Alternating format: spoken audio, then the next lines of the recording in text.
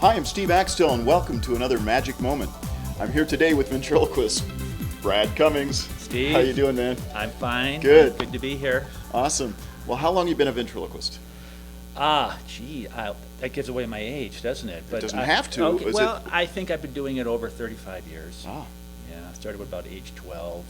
And self-taught, Winchell's book, Wow. Winchell's book, okay. followed by Jimmy Nelson's records, of course. Fantastic. Yeah. And, yeah. How did you get started? What was the original instant that you thought of ventriloquism?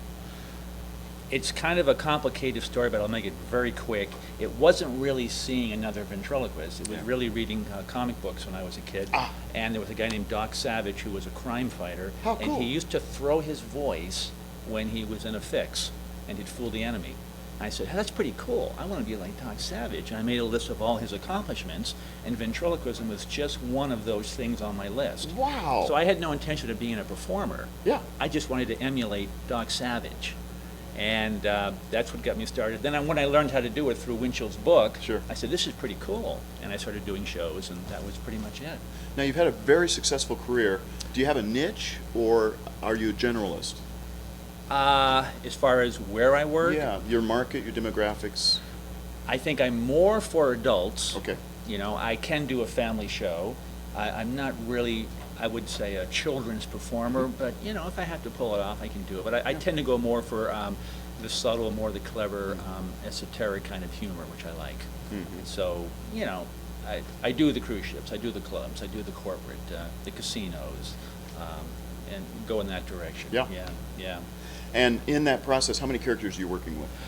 Well, you know, it's an interesting question because with the way traveling is nowadays, I do try to condense. Mhm. And so I'm not going to bring a lot of characters when I'm flying to do a cruise ship in some third world country. So I do kind of cut it down. But I'm working with Rex, my baby dinosaur character. yeah. He comes out of an Yeah, egg. that's Okay. awesome. And I have Tony, who's he's a wise guy character, like Tony Soprano kind of a Yeah. guy. And you weren't here last year at the convention, but I did do a new character. It's called Jack in the Box. Oh. And it's an actual Jack in the Box prop, and you turn the handle and you hear pop goes a weasel, and out pops Jack Nicholson. Oh, funny. Yeah, it's great. Little different. And then I do have an older man character. You like that, I don't you? love that. Don't you market that now? No, I Okay. won't. Now without a deal. We'll make a deal. And then I do work with an old Verna boy figure. I'm sorry, older man figure who's Yeah. my agent, Bernie, and he's like Your agent. a fast-talking kind of agent Yes. character. And that's pretty much my staple right now. That's fantastic. Yeah. And because you're super pro, you've got custom puppets, and that's the way it goes.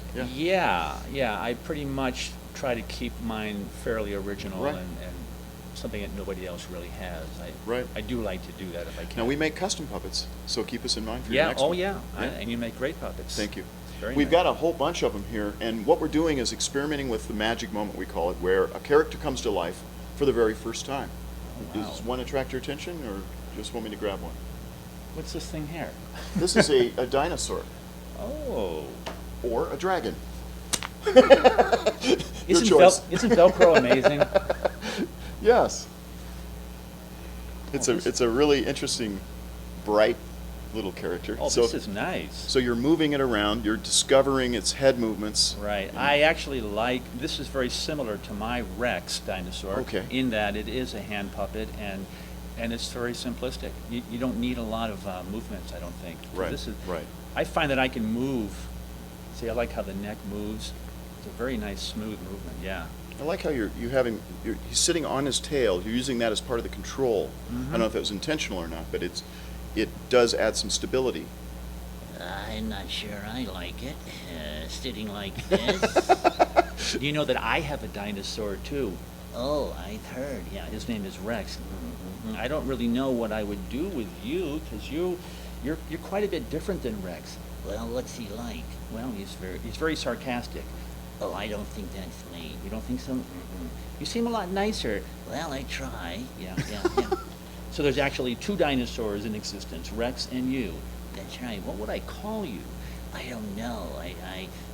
I'm sure Steve has an idea of who I am. Well, I'm sure he does. He created you. But see, that's the difference. Is I create just the you, but they bring you to life. That's right. Yeah. Of course. And then you could always change. And I find when I work with a puppet, I just grab him and I get in front of the mirror and experiment. Yeah. I mean, but would he be a different character? Would he be kind of, Oh, I don't know, kind of a slow-witted dinosaur. It could kind of talk like this. I mean, that The would teeth also kind work. of lend itself to that. Yeah, because a little bit. the teeth almost give it that kind of Mortimer look a little yeah. bit. They're you know? underbuck, but Right, right. Yeah, so I could kind of do that if I had to. Oh, cute. Oh, you like that, huh? That's interesting. Yeah. Oh, what the heck do you know? Never would have thought of that take on him. That's really interesting, and it works. But you know, it could be a female. Actually, when I first started doing my Rex, it was a female. Her name was Dinah Soar. Oh, okay. And it had a high falsetto voice, and it didn't really work. And then eventually, I lowered the voice and made it into a male, and you know, called him Rex, and that's how he Yeah. came to be. But Very strong trademark character. Yeah, he kind of talks like this. Yeah, Rex the dinosaur, yeah. Oh. Yeah, I'm not sure that's going to work for me. No? I don't think so. But I kind of think I would go on a higher Yeah, good. voice like this, Steve, and do something like that. Oh, am I on camera? Yeah. Hi. Oh, good to see you. Wow. Yeah. There's so many different ways you can take it and explore the movements and things, and that's part of the fascination of picking up a puppet for the first time. And it doesn't always work, does it? No, no. Yeah. I think most working ventriloquists probably have a closet full of puppets they don't use anymore. Exactly. But But you it's know, all part of the process. Yeah, and you know, and you don't know. I mean, we spend money having puppets made. You try them out, doesn't work. Okay, well, fine. You know, a comic has it much easier. They try a few lines, they don't work. But we had to invest time and money into these Right. things, and they don't always work. That's Right. just the way it is. Yeah. Yeah. Part of the deal. Well, thank you, Brad, for coming. It's Oh, been my awesome. pleasure. Thank My you so pleasure. much. Nice to meet you. Well, nice to meet you too. I look forward to sitting on Steve's table there, and Lady Sun will take me home today. It's possible. Yeah. That would yeah. be a magic moment. That's right, a magic moment.